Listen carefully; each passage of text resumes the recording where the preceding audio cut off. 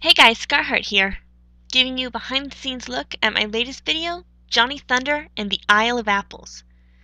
Here we go!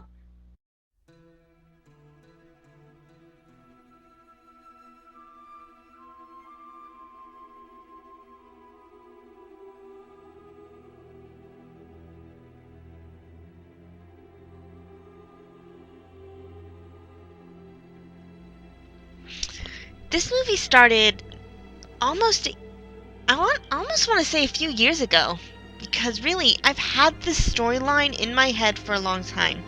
Or the basic storyline being that, Dr. Kilroy gets sick and they find something to heal him. What I had trouble with, though, was I could not find, for my life, something that could cure someone from the brink of death. The only thing that really could get suggested to me was the Holy Grail, and I didn't want a copy off of Indiana Jones. So, I actually gave up on that for a while, and I was just doing some random research on Celtic mythology when I came across the Isle of Apples. The phrase, the Isle of Apples. I was intrigued, and I read on, and I learned that the apples of Avalon were the one treasure that I was looking for the past maybe 18 months or so. Anyway, so I started working on that, but the problem was that the main storyline that I had in mind really wasn't too exciting. I had to fluff it up a little bit. I had to really make it so it was going to be they were going to be in Avalon. And ways I did that was, first of all, I made it so it was very obvious that they weren't on Lego World anymore.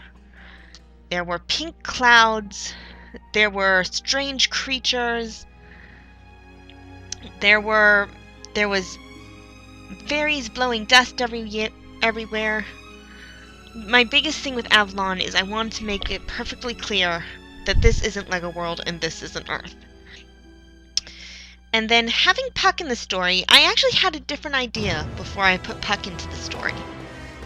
The idea being that if I had been born in times of Celtic mythology, I would have been a changeling. Because I'm autistic. I'm not a normal child. So my first thought was to maybe have them find the quote-unquote real me. And I scrapped that idea just because I thought it sounded a bit selfish, and because I'm not a changeling. I'm weird, but I'm still human, and I'm trying to get a message out about that, so that would really just contradict myself. So I started thinking further, who do I want them to meet? Because they are not going to get out of Avalon by themselves. I went for the summer one year. There was a group near my hometown that was doing A Midsummer's Night's Dream, and I knew the story anyway because I love Shakespeare. And they got to the final scene, and they got to Puck's very last line, and a thought occurred to me. Why'd they put that in? What does that have to do with the storyline? He's saying that this was all a dream. And I just could not figure that out, and I decided, okay, maybe it's a spell or something. And I sort of weaved that into the idea of Shakespeare having actually seen the whole event happen, and Puck using those words to cast a spell and trick him into thinking that he made the whole story up.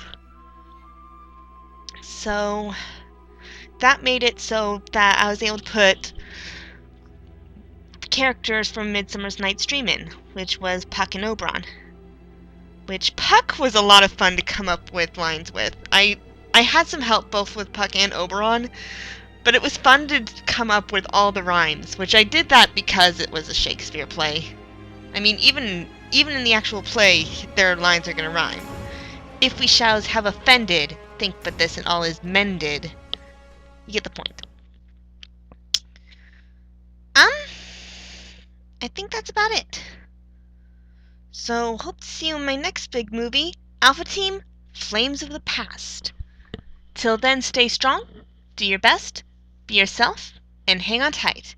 Things are always better in the end, and if they aren't better, it's not the end. Later!